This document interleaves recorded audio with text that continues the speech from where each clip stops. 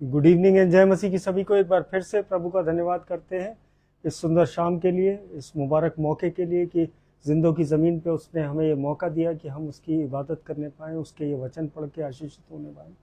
और मैं कल किसी कारणवश मैं नहीं आ पाया था ऑनलाइन, मेरी तबीयत बहुत ख़राब थी। और लेकिन आज प्रभु ने मुझे वो बल दिया कि मैं ऑनलाइन आ पाया, और अपने समय पर नहीं लेकिन एक एक्यूरेट टाइमिंग पर मैं आया हूँ। मैं प्रभु का सच में धन्यवाद करता हूँ।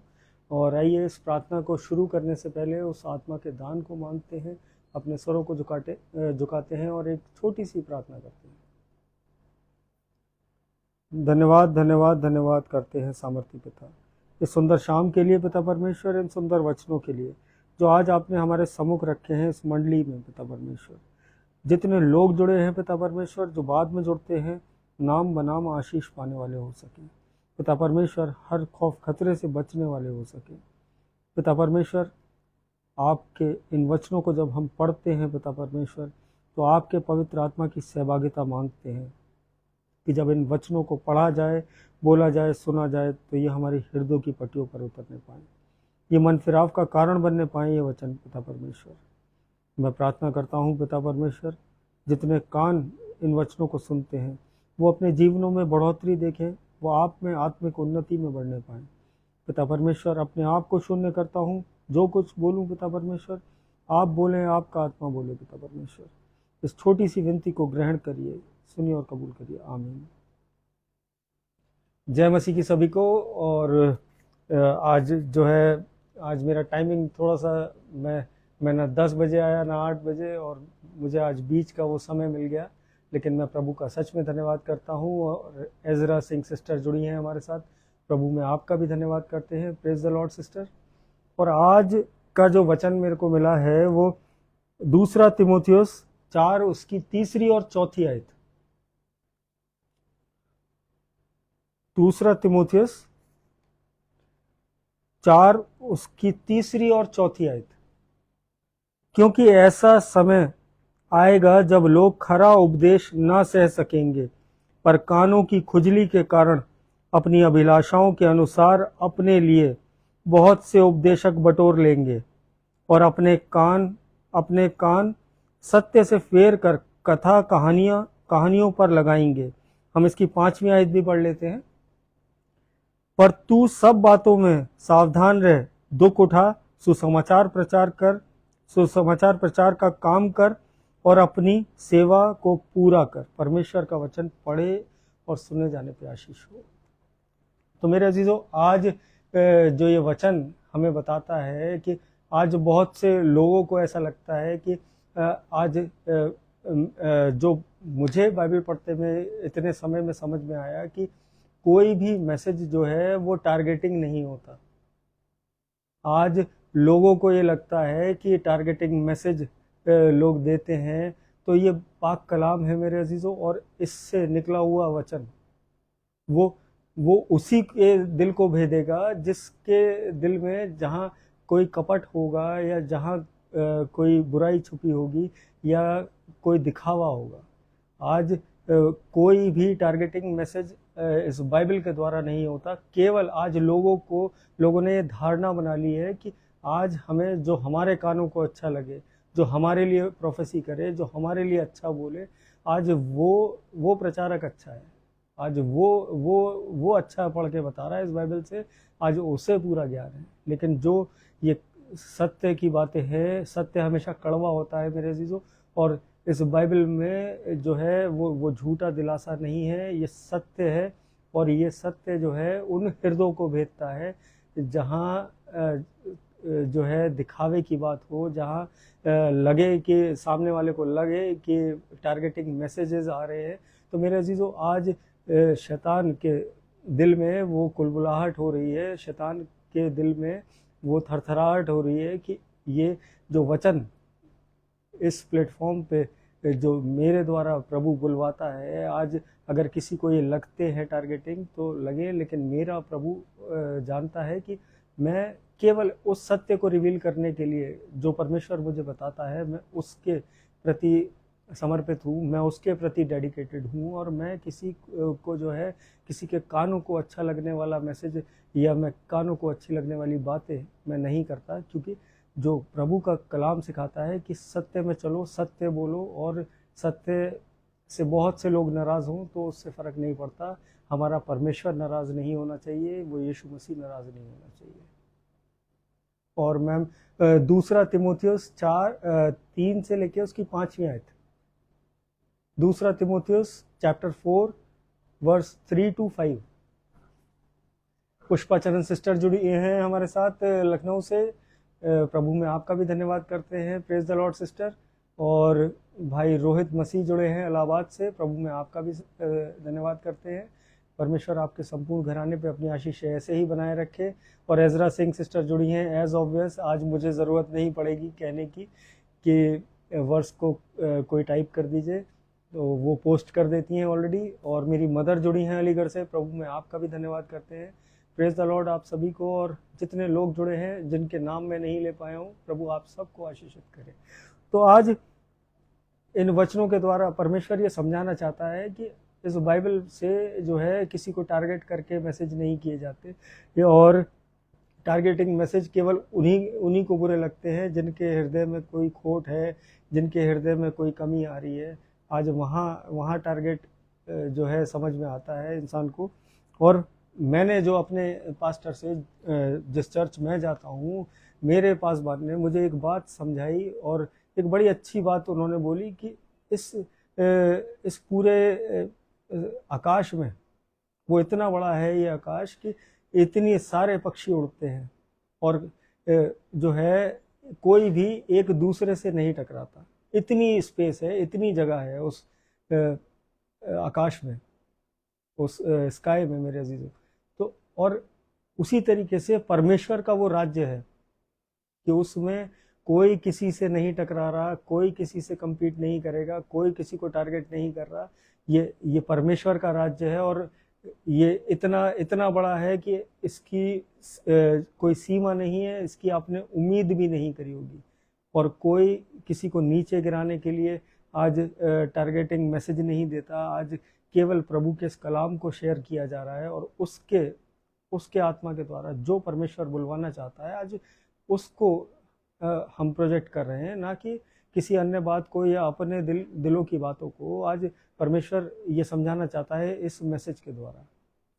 और यहाँ पे जो है कोई किसी को नीचा गिरा के, कोई किसी के ऊपर पैर रख के, वो प्रभु के राज्य में ऐसी चीज़ें नहीं होती। ये बहुत छोटी सोच है। अगर कोई इन बातों को सोचता है कि कोई प्रभु में बढ़ने से किसी को रोक सकता है, तो मेरे अजीजों, प्रभु का राज्य इतना वास्ट, इतना बड़ा है कि आज कोई टकराने की संभावना नहीं। आज इतना वो हमारा परमेश्वर महान है कि उसने हमें इतनी स्पेस दे रखी है।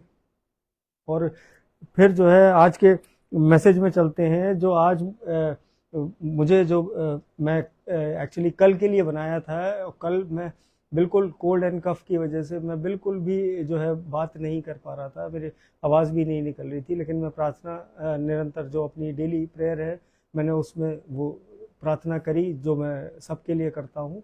और भाई सनी गुप्ता जुड़े हैं आगरा से, प्रभु में आपका भी धन्यवाद करते हैं। प्रेज द लॉर्ड भाई। परमेश्वर आपके संपूर्ण घराने पे अपनी आशीषें ऐसे ही बनाए रखे, आपके कार्य पे, आपके काम पर उसकी आशीषें ऐसी ही सदा बनी रहें, और आप प्रभु में ऐसे ही बढ़ते जाएं। Praise the Lord. तो आज और जो है मुझे एक चीज़ जो घृणा, वो परमेश्वर ने जो समझाई कि मैं सालों तक लोगों से घृणा कर रहा था जब मैं प्रभु में नहीं आया था।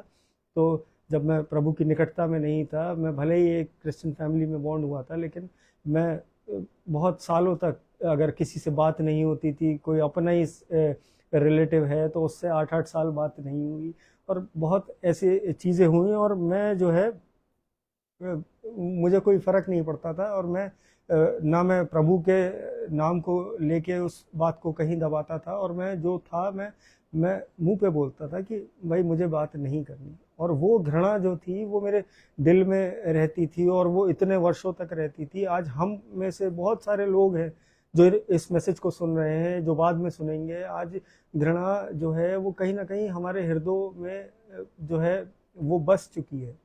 और उस घृणा को हम अगर बिब्लिकली अगर इसको समझें कि आज वो घृणा है क्या। आज घृणा जो है वो किसी से हेट्रेड जो है आज वो हमें बढ़ने से कहाँ रोकती है, आज उस घृणा से हमारा क्या नुकसान होता है, आज परमेश्वर हमें ये समझाना चाहता है। और घृणा के बारे में जो बात मुझे किसी ने नहीं बताई, जब मैं इन वचनों के पढ़ने में जब मैं आया, इसकी नज़दीकी में मैं प्रभु की निकटता में रहा और मैं निरंतर इन वचनों को मैंने नहीं छोड़ा पढ़ना।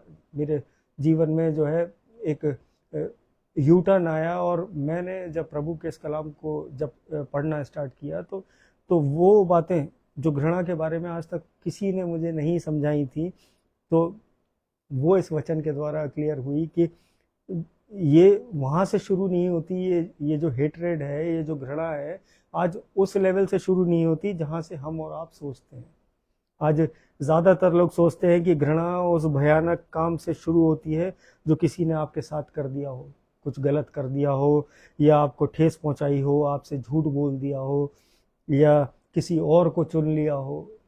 मेरे अजीजों, आज परमेश्वर जो समझाना चाहता है, आज धीरज धर के इस बात को, इस मैसेज को आज ग्रहण करिए कि आज प्रभु ये बताना चाहता है कि ये घृणा जो है एक लेवल पे आके हमारे जीवनों में ये कितना बड़ा नुकसान पैदा कर सकती है। और ये जो किसी ने अगर ठेस पहुंचाई है, झूठ बोला है, या किसी और को आपके बदले चुन लिया है, तो ये संसारिक एक रियल पेन है, लेकिन ये इसे आप घृणा नहीं कह सकते, आज इसे हेट्रेड नहीं कह सकते। और जो है, हालांकि घृणा जो है उस दर्द से भी एक लेवल ऊपर है, कहीं बढ़ के है। मेरे अजीजों, आज जो ये तो किसी ने अगर आपसे झूठ बोल दिया, किसी ने आपको ठेस पहुंचा दी अपनी बातों के द्वारा, या किसी ने किसी और को ज्वाइन कर लिया, तो ये तो बहुत जो है ये उस दर्द से भी बढ़ के जो है वो ये घृणा है मेरे अजीजों। और दर्द फीका पड़ सकता है, लेकिन घृणा कठोर होती रहती है, वो हो जाती है, और उसका लेवल जो है वो हमारे और आपके जीवनों में वो बढ़ जाता है। और इसके कठोर होने के कारण यह है कि उस गुस्से के नीचे कुछ ऐसा छिपा है जिसे शायद आपने या मैंने अभी तक नहीं देखा, और मैंने तो देख लिया अब, लेकिन बहुत से लोगों ने उसको अभी तक नहीं जांचा, और वो है एक उम्मीद। आज हम किसी व्यक्ति से एक उम्मीद लगा लेते हैं, और जब वो उम्मीद टूटती है तब वो घृणा पैदा होती है। आज किसी के बुरा करने से, झूठ बोलने से, आज ये बहुत छोटी चीज़ें हैं। जब आप बाइबल के डीपनेस में जाएंगे, आज इसकी डेप्थ में जाएंगे और समझेंगे कि आज जो ये हेट्रेड है, ये बहुत अलग लेवल है इसका। और ये ऐसे शुरू नहीं होती। ये संसारिक जीवन में हम जैसे सोचते हैं कि आज किसी ने हमें कुछ बोल दिया तो हम सोचने लग गए कि नहीं, मुझे तो अब इससे घृणा हो गई। ऐसा नहीं है मेरे अजीजों। आज परमेश्वर हमें समझाना चाहता है इस कलाम के द्वारा, और हम लोगों ने इसीलिए जो है घृणा नहीं करते, हम लोगों से इसीलिए घृणा नहीं करते क्योंकि उन्होंने हमें और आपको ठेस पहुंचाई हो। आप उनसे इसलिए घृणा करते हैं क्योंकि वह आपसे ऊंचे जिस स्थान पे आपने उन्हें बिठाया था वो उससे गिरते हैं। आज घृणा उसका मतलब है, आज हमने किसी को अपनी एक्सपेक्टेशंस में एक लेवल दे दिया, एक ऊंचा दर्जा दे दिया, और वहाँ से जब वो गिरता है तब घृणा स्टार्ट होती है। और क्योंकि वह उस ऊंचे स्थान से गिर गए जिस पर आपने और हमने उन्हें बिठाया, तब वो घृणा स्टार्ट होती है, तब वो हेट्रेड हमारे और आपके जीवनों में वो जगह लेती है। और अगर घृणा शब्द जो है वो बहुत भारी लगता है तो सोचिए कि आज हम और आप किसको माफ नहीं कर पा रहे हैं। किसका नाम सामने आते ही हमारा जो है हृदय, हमारा सीना भारी सा हो जाता है कि आज भाई जो है मुझे इससे बहुत घृणा है, मैं इसका नाम तक नहीं सुन सकता। तो आज प्रार्थनाओं में जाइए, उनको क्षमा करिए। आज जैसा मसीह यीशु ने सिखाया है कि आज क्षमा करना आना चाहिए। और सिस्टर एजरा ने पोस्ट करी है एक वर्स, 2 कुरिन्थियों 5 उसकी 17वीं आयत, इसलिए यदि कोई मसीह में है तो वह नई सृष्टि, पुरानी बातें बीत गई, देखो सब बातें नई हो गई हैं। परमेश्वर का वचन पढ़े और सुने जाने पे आशीष हो। तो यहाँ जो ये आज जो घृणा है, आज जो मुझे परमेश्वर ने समझाई कि परिस्थिति के खत्म होने के वर्षों बाद, साल बीत जाते हैं, लेकिन वो जो व्यक्ति है जिससे आप घृणा कर रहे हैं, वो जो है वो आपके दिमाग में, आपके माइंड में वो निरंतर बिना किराया दिए वो रह रहा है। आज उसको आपने अपने विचारों में इतनी जगह दे दी है कि वो आप उससे उबर नहीं पा रहे हैं। आज कहीं ना कहीं किसी चीज़ में, हर चीज़ में आप उसको रिलेट कर लेते हैं। तो मेरे अजीजों, आज घृणा जो है वो किसी व्यक्ति को हम ज़्यादा एक्सपेक्ट कर लेते हैं, और तब वो उस स्थान से जब नीचे गिरता है, तब घृणा जो है एक भयानक भयावह रूप ले लेती है। और क्या अब आप खुद से इस बात को आज पूछिए प्रार्थनाओं में कि मैं किस से घृणा करता हूँ। आज उन्हें माफ़ करने की ज़रूरत है। आज क्यों, और ये रीज़न सोचने की ज़रूरत है कि मैं क्यों इस व्यक्ति से घृणा करना स्टार्ट कर चुका हूँ। क्या आपको उनसे खुद को सही ठहराने की जो है आप कोशिश करी है आपने कि उनकी नज़र में आप सही बने रहें? क्या ऐसा अगर आप सोचा है तो ये भी स्वाभाविक है, लेकिन जब बाकी सब छोड़कर चले गए, तब क्या आप उनके वफादार रहने की ज़रूरत थी?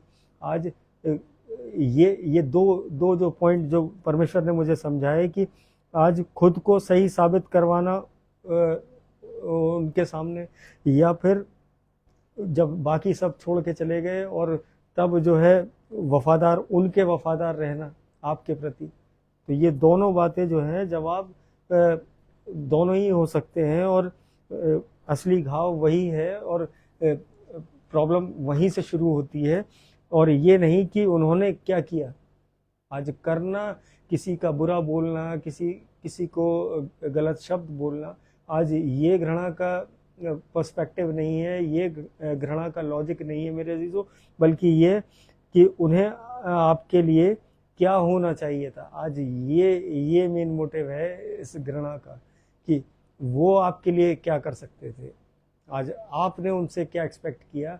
आज परमेश्वर को जब हम प्रथम स्थान देते हैं तो, और मनुष्यों से जब अपनी नज़रें हटाते हैं, आज मनुष्य पे नज़र टिकाएंगे, आज उन पर दृष्टि रखेंगे, तो हमारे और आपके जीवन कभी नहीं बढ़ सकते मेरे अजीजों। आज केवल और केवल ज़रूरत है उस यीशु मसीह पे अपनी नज़रें टिकाने की। और ऐसा महसूस करने के लिए आप जो है, आप और मैं कोई बुरे इंसान नहीं है कि आज अगर हम और आप ऐसा महसूस कर रहे हैं, क्योंकि जब तक हम वचनों की निकटता में नहीं होंगे, प्रभु के निकट नहीं होंगे, तब तक ये चीज़ें हमारे अंदर इम्प्लीमेंट होती रहेंगी। कहीं ना कहीं हम अपनी बातों में, विचारों में हम सोचते रहेंगे उस व्यक्ति के बारे में, और आपने एक इंसान को उस ऊंचे स्थान पर बिठा दिया जो परमेश्वर के लिए बना था। आज मेरे अजीजों, आज इस बात को समझ लीजिए कि आज हम और आप अपने जीवन में व्यक्तियों को उस ऊंचे स्थान पर बिठा देते हैं जो जगह परमेश्वर की है केवल, और उस ऊंचे स्थान पर कोई ज़्यादा देर टिक नहीं सकता है सिवाय परमेश्वर के। आज हम जो है, किसी को बुरा ना लग जाए, हमारी बातों से किसी को बुरा ना लग जाए, हमारे मैसेजेस से किसी को बुरा ना लग जाए, आज हम ये सोच के चुप हो जाते हैं। लेकिन मेरे अजीजों, आज वो बोलना, सत्य बोलना आज बहुत ज़रूरी है। कभी कभी आपने देखा है कि आप जो है अपने पड़ोसी से भी कभी कभी सच नहीं बोलते, कि उसके कुछ बातों को जो बुरी हैं उनको भी आप सह लेते हैं कि ठीक है भाई। लेकिन मेरे अजीज़ों, जब तक आप इस वचन का सहारा नहीं लेंगे, सत्य को नहीं जानेंगे और सत्य बोलेंगे नहीं, तब तक बढ़ोतरी नहीं है, तब तक उस जाल में, उस घिराव में आप और हम बंधे रहेंगे। और अगर इसकी गहराई में जाएं तो घृणा एक गिरे हुए आदर्श या मूर्ति का शोक है मेरे जीवन। आज जो घृणा है वो हमने एक ऐसा आइडल बना लिया है, और उस आइडल को जो है एक आइडल वर्शिपर पर हो गए कि आज हमें उसके अच्छे लगने से महत्व है, आज उसके अच्छे लगने से हमारे दिलों में तसल्ली है। लेकिन आज अगर कहीं गलती से भी कुछ उसके जीवन में वो हो जाए तो आज हम अपने आप में गिल्ट में आ जाते हैं। लेकिन मेरे अजीजों, ऐसा नहीं है। वचन हमें सिखाता है सत्य पे बने रहो, सत्य पे डटे रहो और सत्य को बोलते रहो। और प्रभु यीशु मसीह सत्य है, और जिसने सत्य को जाना उसने यीशु मसीह को जाना। और यही रीज़न है कि घृणा गुस्से से कहीं अधिक गहरा होता है, कि हम उस मूर्ति के टूटने का शोक कर रहे हैं। आज हम उस आइडल का जो बिखर गया है उसके टूटने का, क्योंकि हमने उसको एक लेवल दे दिया था और वो हमारी कल्पनाओं पे खरा नहीं उतरा, वो हमारी एक्सपेक्टेशंस पे खरा नहीं उतरा। और तब हम जो है अनॉयड हुए, और कह लीजिए कि हम डिससेटिस्फाइड हुए, और तब हमने उसके प्रति घृणा पाल ली। और ये शोक और अहंकार का एक मिश्रण है मेरे अजीजों। ये कह लीजिए ग्रीफ एंड प्राइड का एक ऑल टुगेदर एक मिक्सचर है मेरे अजीजों। और अहंकार जो कहता है कि उनका आपके प्रति क्या कर्तव्य था। आज हम यही सोचते हैं कि आज उसने मेरे लिए, मैं तो उसके हर बुरे वक्त में खड़ा रहता था, आज जब मुझे ज़रूरत पड़ी तब वो समय पे नहीं आया, तब उसने मुझे पैसे वापस नहीं दिए। आज हम और आप ये सोच के घृणा पाल लेते हैं। आज हम और आप जो है वो एक्सपेक्टेशंस बनाने लग जाते हैं आज छोटी छोटी चीज़ों पे। लेकिन जो वचन के द्वारा जो प्रभु ने मुझे समझाया कि पहला यूहन्ना 4 उसकी 20वीं आयत हम पढ़ते हैं। और एजरा सिस्टर प्लीज आप पोस्ट कर दीजिए।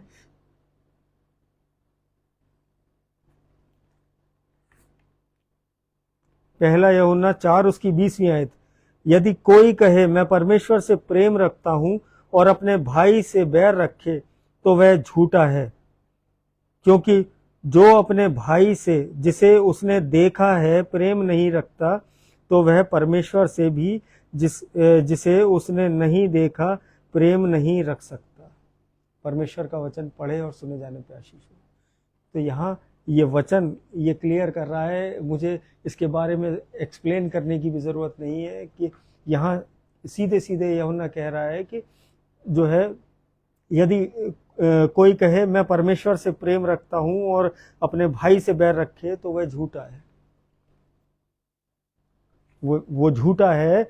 तो यहाँ यूहन्ना जो है यहाँ वो स्ट्रगल नहीं दिखा रहे, यहाँ उभरने का प्रयास नहीं है कि भाई जो है प्रेम रखने की कोशिश कर रहा हो या प्रेम रख ले आगे जाके, ऐसा नहीं है। वो सीधे सीधे यहाँ पे जो सत्य बोला है कि वो झूठा है, ही इज अ लायर। जो अपने भाई से बैर रखता है तो वो परमेश्वर से प्रेम नहीं रखता मेरे जीवन। आज ये सत्य है। आज अगर कोई प्रचार कर रहा है, कोई अगर कहीं पे अगर वो सेवाएं दे रहा है प्रभु को, और अगर वो अपने भाई से प्रेम नहीं रखता तो वो सब व्यर्थ है।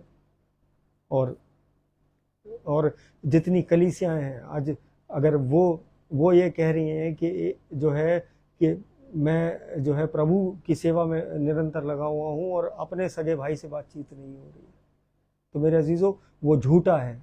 ये बाइबल बताती है, ये मैं अपने मन से नहीं कह रहा हूँ।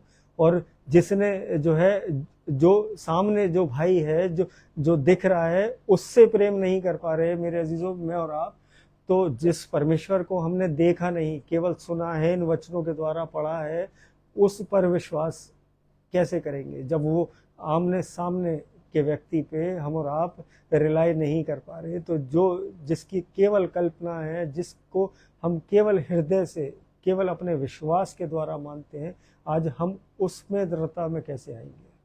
हम उससे प्रेम जो है वो व्यक्ति कर ही नहीं सकता जो अपने भाई से प्रेम नहीं करता। और यहाँ पे जो यूहन्ना है यहाँ कठोर नहीं हो रहे, बल्कि वो एक सर्जन की तरह, एक कह लीजिए कि एक डॉक्टर की तरह एक बात को समझा रहे हैं कि घृणा और परमेश्वर के लिए प्रेम जो है एक ही दिल में नहीं रह सकता। मेरे अजीजों, मैं इसको डॉक्टर से इसलिए रिलेट किया कि घृणा और प्रेम, एक मान लीजिए कि एक बीमारी है और दूसरी दवा। अगर मान लीजिए कि कोई शुगर का व्यक्ति है, किसी को शुगर है और वो मीठा भी बराबर खा रहा है सुबह दोपहर शाम और दवाई भी खा रहा है, तो क्या उसके शरीर में वो दवाई असर करेगी? तो उसी तरीके से जब परमेश्वर का प्रेम हमारे हृदय में होगा तो हम किसी से घृणा नहीं कर सकते, हम किसी से बैर नहीं रख सकते। आज प्रभु का ये वचन हमें क्लैरिफाई करता है, ये समझाता है। और यहाँ पे जो है, God is not demanding us the perfection. आज परमेश्वर जो है वो हमसे पूर्णता नहीं चाहता, वो निकटता चाहता है। वो चाहता है कि हम उसके इन वचनों का आदर करें, इसकी निकटता में बने रहें और निरंतर उस परमेश्वर को पुकारते रहें। आज परमेश्वर जो है केवल हमसे ये डिमांड करता है, he is not demanding perfection for us, कि हम परफेक्ट होके, हम धार्मिक होके उसके पीछे चलने लगे। आज ज़रूरत है तो इन वचनों में बने रहने की, आज इन वचनों में दृढ़ता से चलने की और उस विश्वास में खड़े रहने की, चाहे आज परिस्थिति कुछ भी हो मेरे अजीजों। और घृणा जो है वो आपके दिल को अपराध से बांध कर रखती है, और एक बंधा हुआ दिल परमेश्वर की ओर नहीं बढ़ सकता मेरे अजीजों। ये जो घृणा है ये कहीं ना कहीं आपको जो है उस परमेश्वर में, उस परमेश्वर की धार्मिकता में वो जो है वो बांधे रखती है। और फिर हम और आप अगर किसी व्यक्ति से, किसी चीज़ से घृणा करते हैं तो हम फिर आगे नहीं बढ़ सकते। और जब आप किसी से घृणा करते हैं तो वो भी अभी भी आपके भीतर एक जगह के मालिक होते हैं मेरे अजीजों। आज अगर हम और आप किसी से घृणा कर रहे हैं तो वो उसने हमारे हृदय में एक स्पेस बुक कर रखा है, एक प्लॉट ले रखा है कि वो परमानेंटली वहाँ स्टे कर रहा है और बिना किराया दिए। आज अगर हम किसी से घृणा कर रहे हैं तो ये बात को समझ लीजिए कि आज आपने उस व्यक्ति को अपने दिल में जगह दे रखी है। क्योंकि होता क्या है कि जब हम सुबह उठते हैं तो उन्हीं विचारों के साथ कि भाई, और अगर मान लीजिए कि हम उसी के बारे में सोचते हुए, अरे उसने मेरे साथ बहुत बुरा किया है और प्रभु जो है उसका पलटा लेना। और लेकिन मेरे अजीजों, आज ये कहने से बेटर है कि हम जो है प्रार्थनाओं का जीवन जिए, हम उनको क्षमा करना सीखें और इन वचनों में चलना सीखें। और जब इन वचनों से भर के चलेंगे तो हम किसी चीज़ से, किसी व्यक्ति से घृणित नहीं होंगे। और यहाँ पे मान लीजिए कि जैसे कोई नया व्यक्ति कुछ वैसा कार्य कर दे कि उसे देख के याद आ जाए कि अरे ये तो वो वैसा ही सेम वही गलतियाँ करता है जैसा वो करता था। आज हम और आप जो है, जब घृणा का लेवल जब हाई हो जाता है तो हम अगर किसी के और के द्वारा भी वो गलती हुई है तो हम उसी व्यक्ति से रिलेट करके उसका नाम अपने जुबानों से ले देते हैं कि अरे ये तो उसी फलाने व्यक्ति की तरह सेम इसकी आदतें हैं, ये वैसे ही सो के उठता है उतने बजे, ये वैसे ही जो है अपने गंदे कपड़े रखता है, ये वैसे ही जो है गंदगी में रहता है। तो आज हम और आप रिलेट कर सकते हैं क्योंकि प्रभु के इस कलाम से उसने मुझे ये बातें बहुत गहराई से जब समझाई। और मैंने इसको मैं राइट इसलिए करता हूँ क्योंकि जब इतनी सारी बातें हैं, इतनी सारी कोई पॉइंट मिस ना हो जाए आप तक पहुँचाने में, क्योंकि जो एक्सपीरियंस, जो नयापन जो मैंने अपने जीवन में फील किया, आज मैं वो चाहता हूँ कि हर एक विश्वासी उस चीज़ को फील करे कि प्रभु जब अपनी ऊर्जा से भरता है, प्रभु जब अपनी आत्मा उंडेलता है, तब हम और आप 100 गुना अपने जीवनों को बदलने की, 100 गुना बढ़ने की सामर्थ्य रखते हैं हमारे जीवन उस परमेश्वर के द्वारा। और जो है वो और भले ही जो है किसी की हम बात कर रहे थे कि किसी की आदतों से हम रिलेट करके उस व्यक्ति का नाम ले देते हैं या उसकी प्रतिक्रियाओं से या किसी और आपको लगता है कि आपने उससे नाता तोड़ दिया है उस व्यक्ति से, लेकिन आप कहीं ना कहीं उस उसको घुमा फिरा के कहीं ना कहीं पॉइंट आउट कर देते हैं। वो बाहर रहकर भी आपके भावनात्मक जीवन को चला रहा है। आज वो कहीं ना कहीं आपके इमोशंस को कंट्रोल कर रहा है। मेरे अजीजों, आज इस बात को समझ लीजिए कि अगर आपने किसी से घृणा करी है, आज आपने किसी को माफ़ नहीं किया है, तो आज ये समझ लीजिए कि वो आपके इमोशंस को अभी भी कंट्रोल कर रहा है। और घृणा उस व्यक्ति को सज़ा नहीं देती जिसने आपको ठेस पहुंचाई, जिसकी वजह से आपके मन में वो घृणा आई। यहाँ पे ये आपको उन जंजीरों में बांधता है मेरे अजीजों, ये और वो आपकी शांति के उस हिस्से का मालिक बन जाता है जिसके लिए उन्होंने कभी कोई कीमत चुकाई ही नहीं।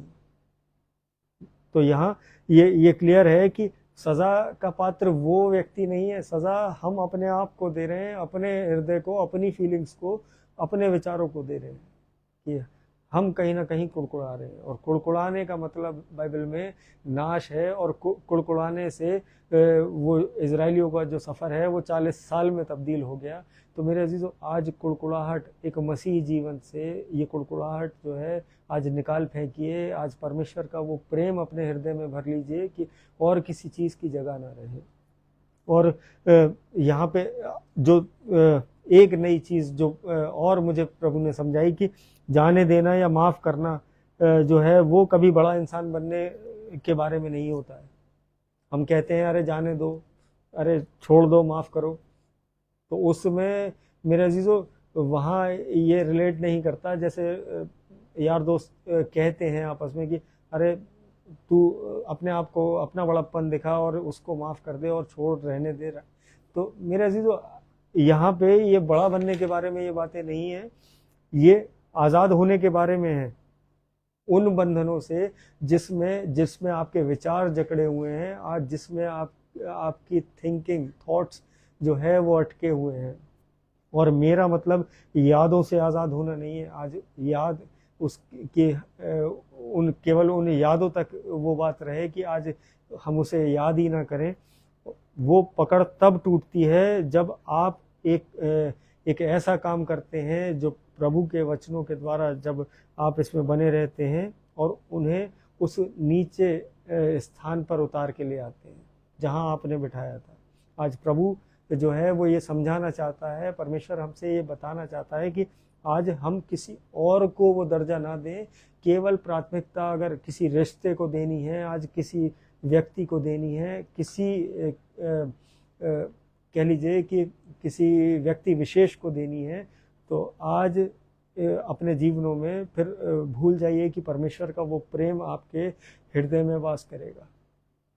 क्योंकि केवल और केवल जो प्रायोरिटी है वो यीशु मसीह है, वो परमेश्वर है, वो हमारा पिता है।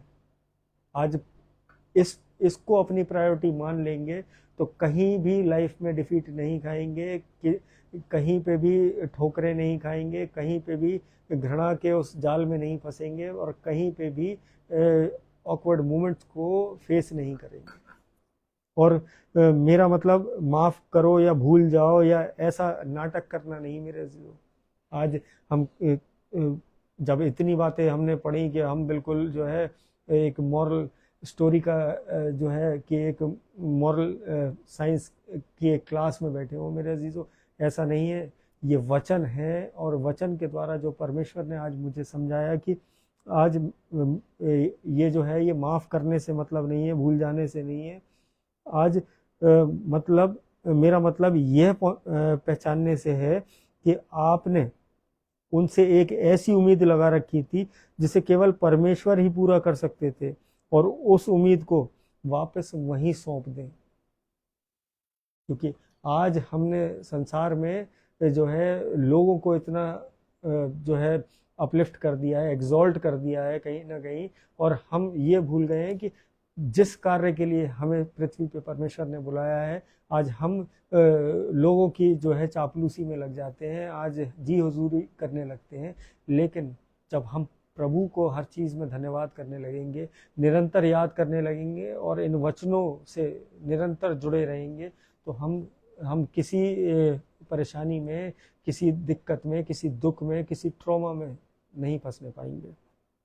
और जब यीशु आपकी सुरक्षा होते हैं तो लोग आपको धोखा दे सकते हैं, लेकिन वो नष्ट नहीं कर सकते। आज जब हम उसको अपनी ढाल बना लेते हैं, इन वचनों को अपनी ढाल बना लेते हैं, तो आज हमें जो है कोई भी व्यक्ति वो ठेस पहुंचा सकता है, वो धोखा दे सकता है, लेकिन जो है वो नष्ट नहीं कर सकता, हमारे जीवनों को नाश नहीं कर सकता। और अगर रोमियो की पुस्तक में देखें 12वें अध्याय उसकी 19वीं आयत को और पढ़ लेते हैं।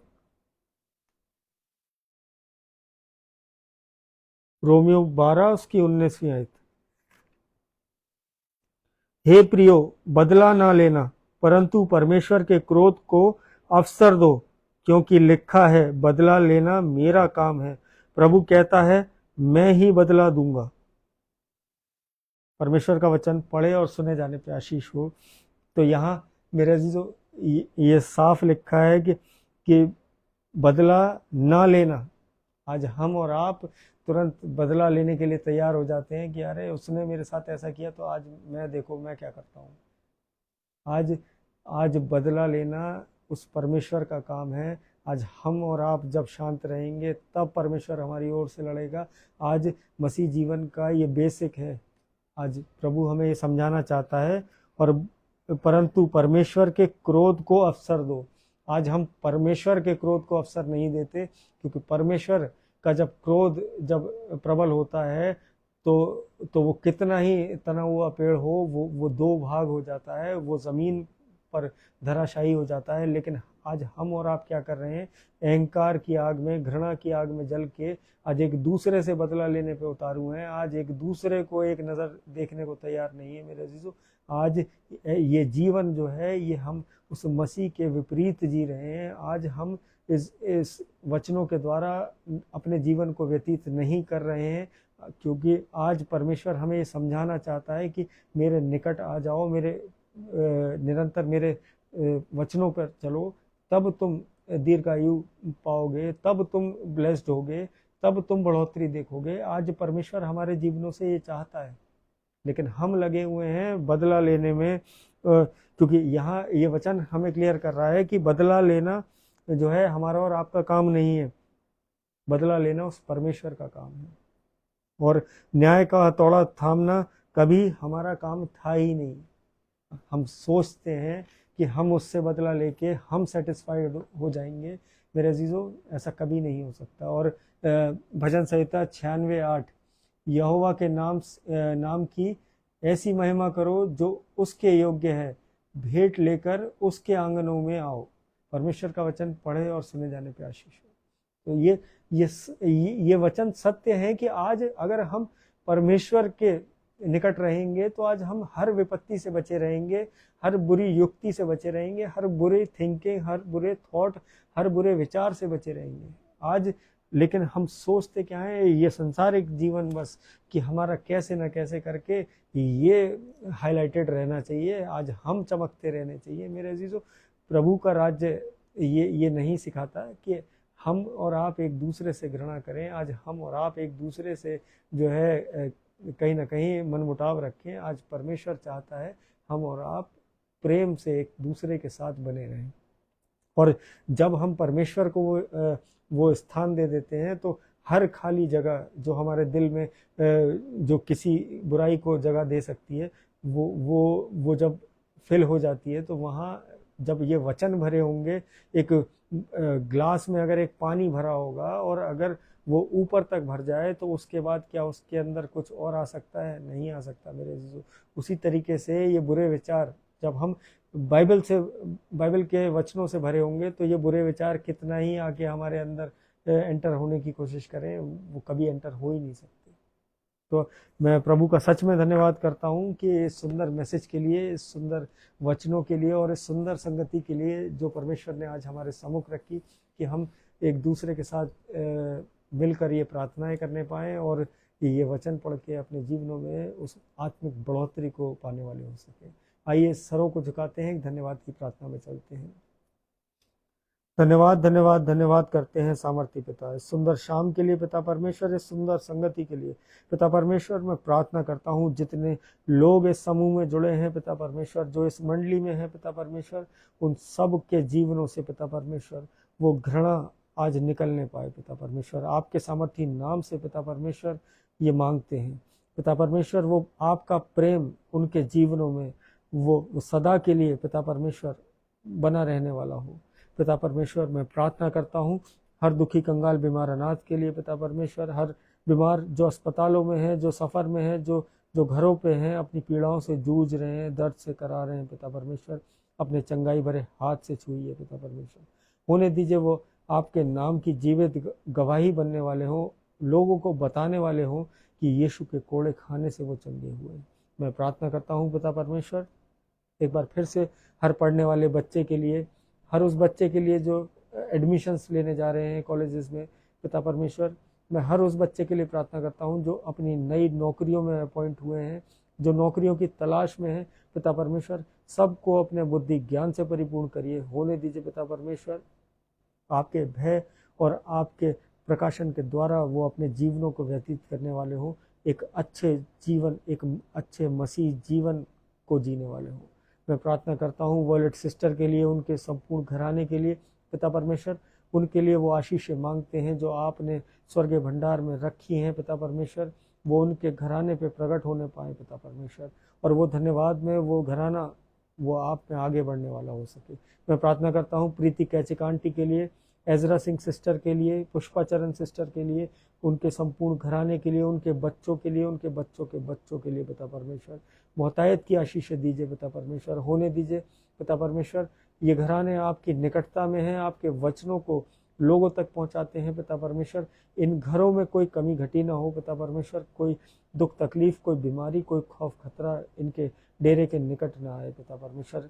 आपके लहू के बाड़े में ढांपते हैं पिता परमेश्वर, इन्हें संभालिए पिता परमेश्वर और अपने प्रकाश के द्वारा इनके बच्चों को चलाइए पिता परमेश्वर। मैं प्रार्थना करता हूँ भाई आइजक के एग्ज़ाम्स के लिए, उनके उत्तम रिजल्ट के लिए पिता परमेश्वर, जो उनका उत्तम रिजल्ट वो आपकी ओर से आने वाला है, उसका धन्यवाद करते हैं हम विश्वास से पिता परमेश्वर। मैं प्रार्थना करता हूँ भाई अजीत बेदी के लिए, उनके संपूर्ण घराने के लिए पिता परमेश्वर, उनके दोनों बच्चों के लिए, और जो योजनाएं पिता परमेश्वर उनके बच्चों के लिए आपने रखी हैं पिता परमेश्वर, वो उन्हें मिलने पाए पिता परमेश्वर, वो आपके नाम में ऐसे ही आगे बढ़ने वाले हों, आपके नाम को महिमा देने वाले हों। मैं प्रार्थना करता हूँ भाई रिचर्ड सिंह के लिए पिता परमेश्वर, उनके संपूर्ण घराने के लिए, उनकी सेवकाई के लिए, जबकि वो निरंतर आपके कलाम को बांटते हैं पिता परमेश्वर, आपने अपनी आत्मा से भरा है पिता परमेश्वर। मैं धन्यवाद करता हूँ उस भाई के लिए पिता परमेश्वर। होने दीजिए अपने अनुग्रह के द्वारा उस परिवार को, उस खानदान को चलाइए, और आपके और अद्भुत कार्य उस जीवन से, उस घराने से देखने को मिले। मैं धन्यवाद करता हूँ पिता परमेश्वर, और मांगता हूँ भाई डैनी के अच्छे स्वास्थ्य के लिए पिता परमेश्वर, कि उन्हें चंगाई भरे हाथ से छुइए पिता परमेश्वर, उस घराने पे अपनी दृष्टि करिए पिता परमेश्वर, हर शैतान की युक्ति आपके सामर्थ्य नाम से जाने पाए उस घराने से पिता परमेश्वर, यही मांगता हूँ। मैं प्रार्थना करता हूँ भाई मोन्टू के बेटे के लिए, उनके संपूर्ण घराने के लिए पिता परमेश्वर, उस बच्चे के शरीर में अपनी आत्मा उंडेलिए पिता परमेश्वर, अपनी सामर्थ्य भरिए पिता परमेश्वर, कि वो बच्चा आपके नाम से चलने फिरने वाला हो सके, वो संसार को बताने वाला हो सके कि आपने उसे चंगा किया है पिता परमेश्वर। मैं प्रार्थना करता हूँ पिता परमेश्वर अपने पासवानों के लिए, अपनी कलीसिया के लिए, अपने डीएस साहब के लिए, रेवरेंड यूसुफ दास के लिए पिता परमेश्वर, उनके घराने पे, उनके बच्चों पे अपनी आशीषें सदा के लिए बना के रखिए। मैं प्रार्थना करता हूँ पास्टर आशीष दयाल के लिए, उनकी संपूर्ण मंडली के लिए, नूतन आंटी के लिए, भाई सिरिल के लिए पिता परमेश्वर। मैं प्रार्थना करता हूँ बेबी आंटी के लिए, बेटे एलिक के लिए, और भाई रोहित के लिए पिता परमेश्वर। जितने लोग पास्टर आशीष के साथ जुड़े हैं पिता परमेश्वर, वो आप में बहुतायत की आशीष पाने वाले हों पिता परमेश्वर। मैं प्रार्थना करता हूँ पास्टर आशीष के लिए, पिता परमेश्वर, जो चोट जो जो उन्हें लगी है पिता परमेश्वर, वो आपके नाम से हील हो चुकी है पिता परमेश्वर। और यह हमारा विश्वास है कि वो समय से पहले वो प्लास्टर कटने वाला है। धन्यवाद करते हैं पिता परमेश्वर। मैं प्रार्थना करता हूँ पिंटू चाचा के लिए, उनके बच्चों के लिए, सोसन चाची के लिए, उनके संपूर्ण घराने के लिए पिता परमेश्वर। अपनी आशीषों से पिता परमेश्वर उस घर को मामूर करिए पिता परमेश्वर। होने दीजिए आपका आत्मा पिता परमेश्वर उस घराने पे प्रबल होने पाए, आपकी महिमा उस घराने के द्वारा पिता परमेश्वर होने पाए। मैं प्रार्थना करता हूँ भाई संजीव जॉनसन के लिए, जोसविन डेविड के लिए, रिचर्ड जॉनसन के लिए पिता परमेश्वर। अपने बुद्धि ज्ञान से भर पिता परमेश्वर, और होने दीजिए हर शैतान की युक्ति उनके जीवनों से नाश हो। मैं प्रार्थना करता हूँ पिता परमेश्वर अपने संपूर्ण घराने के लिए, अपने पापा के लिए धन्यवाद करता हूँ पिता परमेश्वर। आपने हर खौफ खतरे से बचा के रखा अपनी निगरानी में पिता परमेश्वर, उन्हें संभाला पिता परमेश्वर। मैं प्रार्थना करता हूँ उनकी उस चोट के लिए पिता परमेश्वर, जो आपके द्वारा हील हो चुकी है पिता परमेश्वर। धन्यवाद करता हूँ। मैं प्रार्थना करता हूँ अपनी मदर के लिए, उन्हें वो बल वो सामर्थ दीजिए पिता परमेश्वर कि मेरे पापा की सेवा करने वाली हो सके। वो पिता परमेश्वर वो उस घर की देखभाल करने वाली हो सके। मैं प्रार्थना करता हूँ भाई आशीष के लिए, आशीष जॉनसन और उनकी वाइफ के लिए पिता परमेश्वर। अपने बुद्धि ज्ञान से, अपने अनुग्रह के द्वारा उन बच्चों को चलाइए पिता परमेश्वर, वो आप में हो के सारे कार्य को करने वाले हो सके। मैं प्रार्थना करता हूँ भाई रोहित मैसी के लिए, उनके संपूर्ण घराने के लिए पिता परमेश्वर। भाई आशु के लिए, उनके संपूर्ण घराने के लिए प्रार्थना करता हूँ पिता परमेश्वर। और जितनों के नाम मैं नहीं ले पाया हूँ पिता परमेश्वर, आप सबके हृदयों को जानते हैं, आप सबके हृदयों को पहचानते हैं पिता परमेश्वर, सबकी ज़रूरतों को जानते हैं। सबको पिता परमेश्वर आपके हाथों में देते हैं, सबकी ज़रूरतों को पिता परमेश्वर आपके नाम से मांगते हैं। सुनिए और ग्रहण करिए। आमीन। जय मसीह की सभी को, प्रेज द लॉर्ड। और आज आप लोगों को ये क्लियर हो गया होगा कि कोई टारगेटिंग मैसेजेस नहीं होते बाइबल से, ये केवल उन हृदयों को भेजते हैं जहाँ कहीं गुंजाइश होती है, जहाँ सत्य एंटर नहीं हुआ होता है, वहाँ ये घृणा उत्पन्न होती है, वहाँ ये सोच उत्पन्न होती है। तो मेरे अजीजों, प्रभु में बढ़ते रहिए, और बहुत सारी योजनाएं, जो अद्भुत योजनाएं जो परमेश्वर ने हमारे और आपके लिए रखी हैं, वो पूरी होने वाली हैं और होने जा रही हैं प्रभु के नाम से। हम सब डेली इस संगति को जो है एक नए लेवल पे पहुंचाएं और एक दूसरे के लिए प्रार्थनाएं करें। आज ज़रूरी नहीं कि केवल मुझे सुन के इन वचनों को आप कहीं से भी ग्रहण करिए, लेकिन ये प्रभु का कलाम है, ये आपको कहीं से भी सुनने को मिलता है और मुझे भी कहीं से मिलता है। तो मैं मौका नहीं छोड़ता, मैं कोई भी प्रीचर हो, कोई भी व्यक्ति हो, कोई भी पासवान हो, कोई भी चर्च हो, मैं ये मौका नहीं गवाता। तो आप लोग भी जो प्रभु ने मुझे इस उम्र में समझाया, और आप में से बहुत लोग मुझसे काफ़ी बड़े हैं, और मैं ये समझा नहीं रहा हूँ, ये प्रभु के द्वारा बस एक बात थी जो मैंने आप तक कन्वे करी है। और प्रेज द लॉर्ड, जय मसीह की। प्रभु में बढ़ते रहिए और बने रहिए। हम कल फिर मिलेंगे। Good night. जय मसीह की।